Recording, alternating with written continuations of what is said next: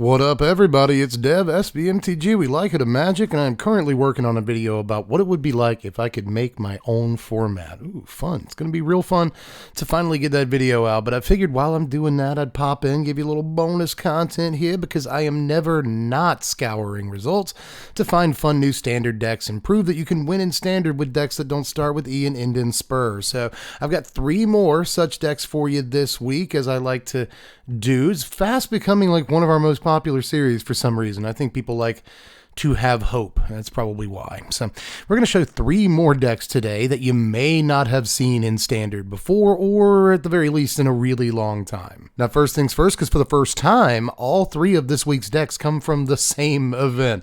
Shout out to the Pizza Box Open. Hollywood Pizza, we're proud of you, man. They've grown the Pizza Box Open from an event that got an average of like 60 competitors now to getting close to 150 heads in the thing. So that tournament just keeps getting bigger and bigger. And as that happens, we get cool decks from it. People tend to really like to play cool decks in the Pizza Box Open. So thank God for Hollywood Pizza for putting on that event, because we've got a lot of cool decks from it. Starting with Abzan Control by Salt Miner Chad over here. I hadn't seen Abzan Control in standard in a while. My first thought was this was just going to be another Atraxa deck in disguise, but it is not at all. My other thought was that it was going to be a domain deck in disguise. It's not even quite that. This is actually pure Abzan Control. Let's talk about it. Chad went an admirable 5-2 in the event with this deck. That ain't too bad, and it's basically Planeswalker Pile. It's a kind of Abzan Super Friends a little bit, but there's some tricks that you might recognize in this thing. Let's go over the Planeswalkers first. 3 copies of the Wandering Emperor, the only Planeswalker with white in the mana cost in the deck, and you can probably understand why this card is in here. There's actually not a whole lot of white in the deck, but it is probably still worth getting, double white pips on turn 4 to make sure you can cast this card. There's also Sorin the Mirthless. I was just saying a week or so ago that I wish Sorin the Mirthless was still a playable card in Standard, because Sheoldred's kind of taken over its role, but it's still a good Planeswalker, and if we're in the kind of Standard where Sorin the Mirthless is not a playable card, then I think Standard's too strong. But here we are. 2 of Sorin the Mirthless. I still really like this guy. Rin N Realmbreaker has finally found a home. If you want to have, if there's a reason why green is in the deck, it's actually Mosswood Dreadknight, but it's also Rin and Realmbreaker. This deck can take some advantage of milling cards into its yard, and there's a bunch of permanents in the deck that it can throw it to its hand, most notably Planeswalkers and stuff like that. It can also make blockers out of your lands, and against control, it makes attackers out of your lands and stuff like that. If you ever get the emblem, it's unbelievable because of all the Planeswalkers and stuff, so really cool card, and I'm glad that we see it somewhere. It's an awesome 3-mana walker for this deck, just in terms of where it is on the curve. Awesome card. There's also Ashiok, though. Just complete your Planeswalker curve. You got 5 4-mana dudes, 2 5-mana guys, and then 2 3-mana guys. So it kind of makes sense. Ashiok, sweet Planeswalker too, right? This is card draw. This is, board presence. So it does a lot of cool stuff. It reminds me of Lolth, and I've said that a few times before. It's not quite as good in my estimation as Lolth is, but still an awesome card, right? As far as your creatures go, you've got that Mosswood Dreadknight that we talked about. You've got Shigeki in here. We'll talk about that in a second. And then Sheoldred the Apocalypse, because of course, just because Sorin's in the deck doesn't mean we don't play Sheoldred the Apocalypse. That is a total, I believe, of 7 4-drops in the deck, and that is actually not too bad. You can get by with that really easily. There's also the Celestis to help ramp you, I guess, into important 5-drops, and just get card draw. The deck needs card draw. That's why it's got Mosswood Dreadknight as well. These are awesome cards for the deck to have. But back to Shigeki for a second, because this specifically gets non-legendary stuff out of our graveyard and puts it back into our hand with its channel ability. And a lot of our cards are legendary, right? Sheoldred is legendary, and then all of our Planeswalkers obviously are legendary. So what are we getting back? Well, I guess we can get back Mosswood Dreadknight. Sometimes, I guess, right? But aside from that, I should also mention that the Celestis is legendary too, so you can't recast it. But Virtue of Persistence, not legendary. All this removal, like Path of Peril, a sweeper in the deck, another reason to run white, by the way. Urborg Repossession. Get back to this in a second. Cut down, destroy evil, go for the throat, tear asunder, the end. Just all these awesome removal spells. I do like that in Abzan right now, you've got tear asunder and destroy evil. So you're just covering this huge spread of permanent types that you can take care of. And that's kind of really important. That's what Abzan used to always do really, really well. The reason to play Abzan in some formats was because you didn't need to play counter spells. There's not a ton of like into the battlefield triggers or things that create like a ton of turn one value, or the first turn they're on the table value. And I wouldn't necessarily argue we're in that kind of format now, because Atraxa is a card and it's really nice to have counter spells against Atraxa. That said, I could also see this being the kind of format where this sort of suite of removal is like really, really valuable right now, and maybe worth taking the blue out of your deck so that once permanents do hit the table, you have more of a chance to actually get them off the table. I think that matters. But maybe the thing that catches my eye the most in here is Sunfall. First of all, this is an exile effect, which is just really cool. But aside from that, you can get this back with Shigeki, and I imagine that there are going to be a lot of wins that get set up because you have like 2 Planeswalkers in play and you cast Sunfall. And now you have the ability to get Sunfall back with Shigeki once they start rebuilding their board state, because, a lot of opponents get precisely 1 chance once you have a Planeswalker or 2 on the table to rebuild their board state, use the rest of their hand, and get things going again. So if you can just channel that Sunfall back and cast it again with a couple of Planeswalkers on the table, you probably win the game in this format. So I would imagine that's probably the way the deck's going to engineer like a great deal of its wins. But obviously you just got clean removal, not necessarily unconditional, but very, very versatile removal in this deck, and just all the best Planeswalkers, most of the best Planeswalkers that you could be playing. So just a solid Super Friends Abzan mid-range pile. And I guess the reason that this deck caught my eye the way it did is because I think that a standard that can have a deck like this with 4 and 5 mana Planeswalkers, some good efficient removal, a couple of decent creatures, just a solid up and down traditional mid-range deck,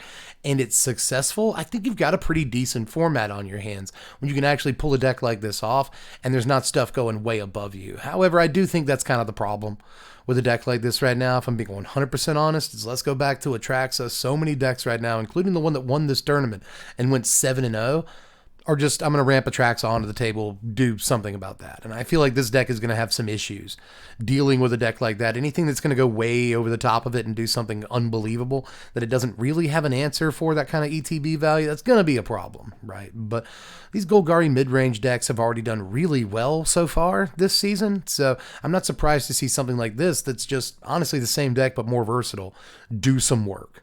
Deck number 2 this week is labeled Mono White Vehicles by the quickly becoming super famous here on the channel Oki Scoop, friend of the channel, who's always in the chat during the streams and he responds to my tweets and stuff like that.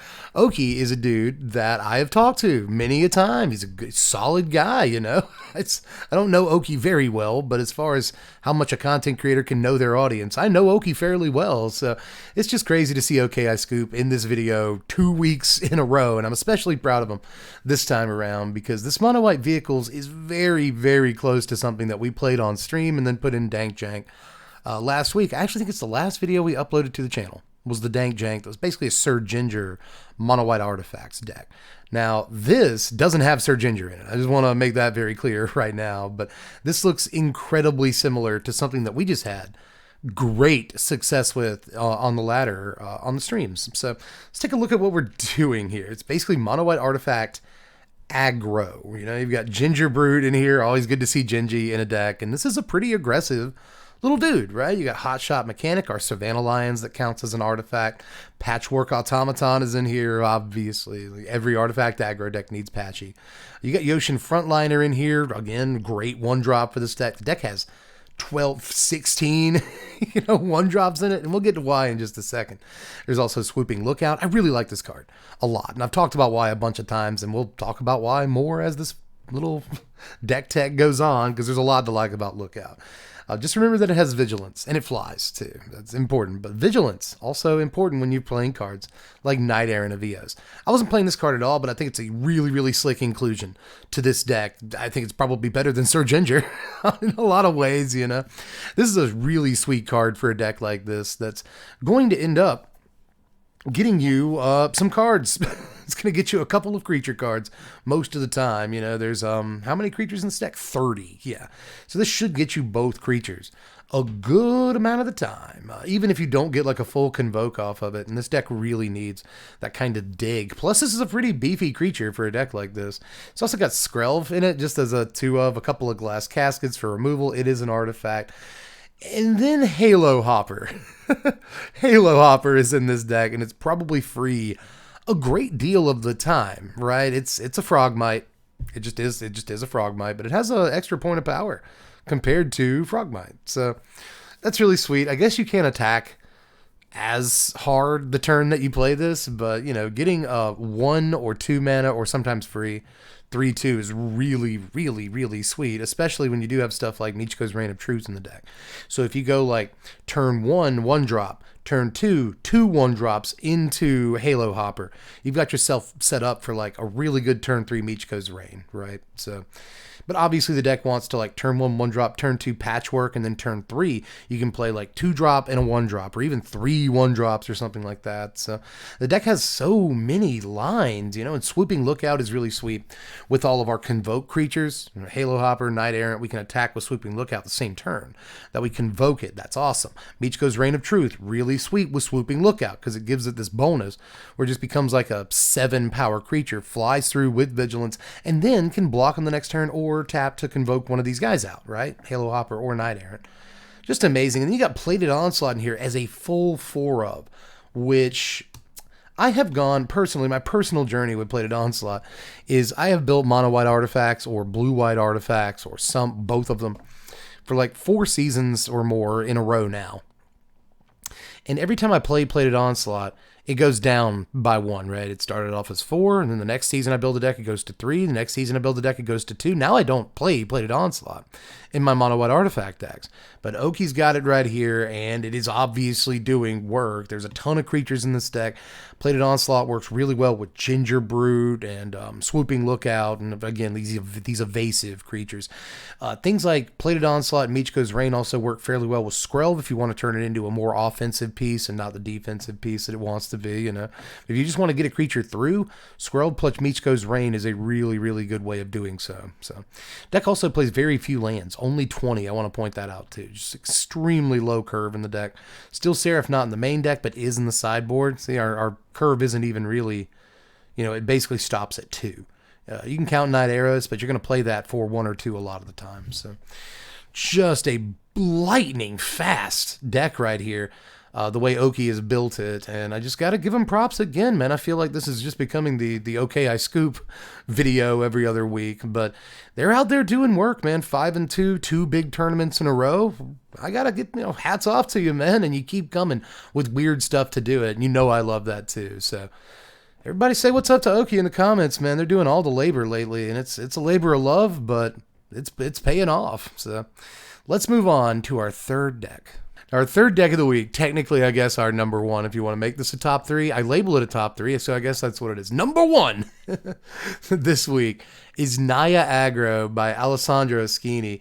6-1 at the Pizza Box Open with this super weird deck that I can't even really fit all of on the screen at the same time. And that's because it has so many 1 and 2 ofs in it. Now, you may already be noticing some things about this deck. It is another Imadane's Recruiter deck. This thing just keeps popping up in the top 3 decks of the week video, man. I'm getting sick of it too. But the only reason that it's here is because this is not your typical Imadane's Recruiter deck. This is doing like a lot more. It's sort of a humans deck, but not really, you know. It's got Sigarda, Champion of Light in here, but just as a 1-up to boost all of your humans. And most of our creatures are humans, but we're also playing a single copy of Steel Seraph in the deck. How come? Because it's a good card. It's a really good card. We got Fleeting Spirit in here. Fleeting Spirit's a decent Magic card. You know, so we've got 4 copies of Kumana Faces Kakazan. How come? Sweet Magic card. It's just an aggro. If you're trying to build an aggro deck, it is a fantastic Magic card.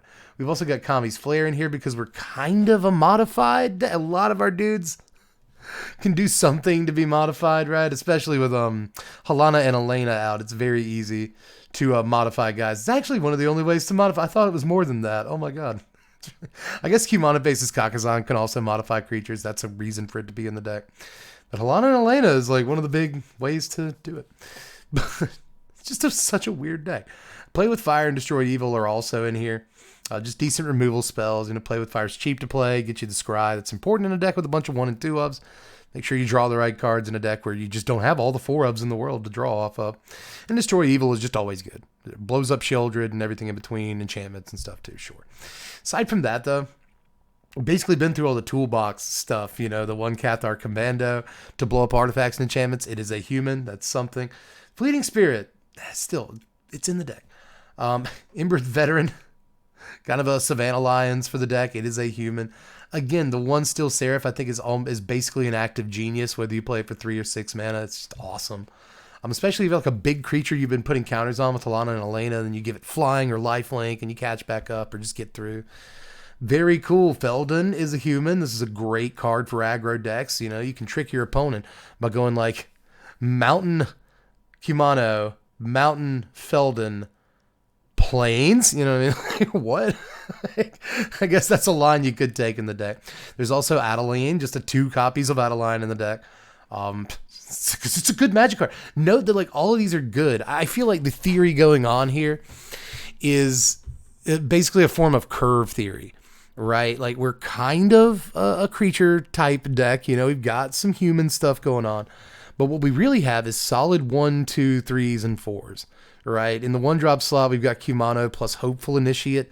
The 1-drop 1/2 with training, you can blow up artifacts and enchantments with it. So the deck has multiple ways of doing that. So, Imbrid, what is it? Veteran. So just a decent suite of 1-drops is the idea there. In the 2-drop slot, you got Fleeting Spirit, you've got Guardian of New Benalia, right? Decent 2-drops that are difficult to deal with, and I think that's important. Feldon, an aggressive 2-drop. Thalia, an aggressive 2-drop. You don't have too many non-creature stuff in the deck. You've got 26 creatures.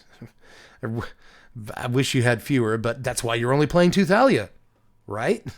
You've got in the 3-drop slot a Steel Seraph. Oh, Cathar Commando is 2-drop too. But you've got Steel Seraph in the 3-drop slot. You've got Imidane's Recruiter in the 3-drop slot. Take advantage of like how many 1-drops are in the deck. Plus, you'll almost always get a 1/2 line. So Imidane's Recruiter for that reason is pretty good as well. But it's good in the late game too, because you just got this like high concentration of creatures, good alongside Adeline, right? So just so much stuff going on in this deck. You got Brutal Cathar in here, again, just a good 3-drop. But I guess that Alessandro just couldn't figure out like what cards they wanted to play at these spots on curves. So they were like, screw it, I'll split every single creature in the deck 2/2. And it works out, and it makes sense with some of them, right? 2 Adeline, it's legendary. 2 Feldon, it's legendary. 2 Thalia, it's legendary. 1 Sigarda, it's legendary. It makes sense why they're doing what they're doing.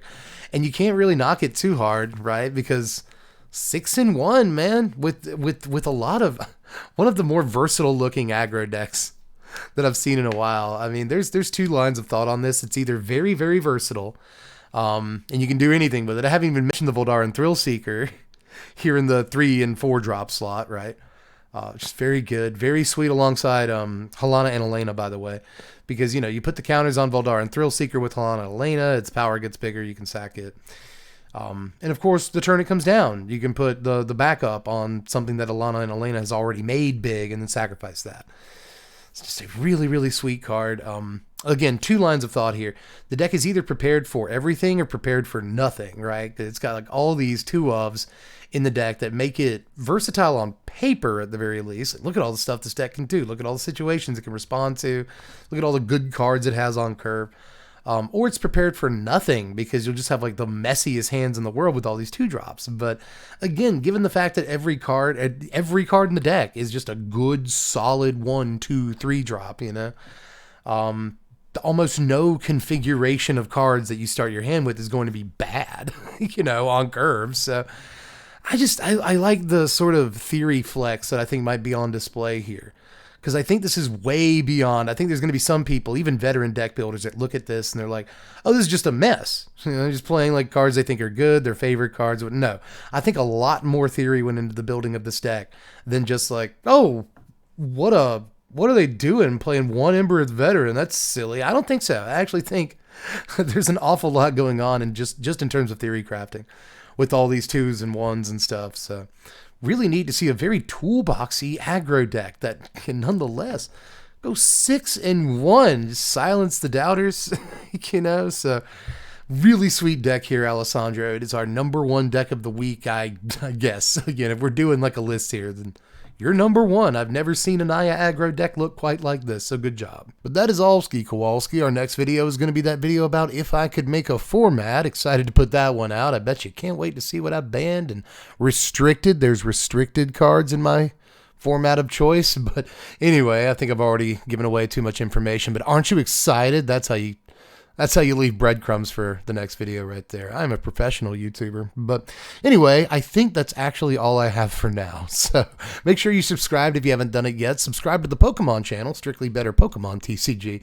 If you haven't done that yet, we just released our top 10 cards and top 10 sleepers in Paradox Rift, which is one of the better looking Pokemon TCG sets to come out in a while. If you're interested, check it out. I'll leave a link in the description. Aside from that, just keep rocking with the channel because we only are about a week away now from Lost Caverns of Ixalan spoilers. And I know you're excited. If you're anything like me, you're pretty excited to tear into that set with your full teeth. So again, make sure you subscribe for all the content that's coming up. Check out the Pokemon channel and like the video. If you liked the video, even if you didn't like the video, maybe help your dude out and like the video. But aside from that, I guess I'm basically done. Just check out the Twitch channel. Following's free over there. Or if you got an Amazon Prime account in your house, it's free. You get 1 free sub a month. Might as well make it me. Aside from that, you can check out the Patreon, just $1 a month to vote on content and stuff. But I think I'm basically done with the self-promotion pitch. You can watch whatever video you're going to watch next now. Anyway, I'm Dev from The Place. Thanks for watching, Wizards. Spread love and be kind.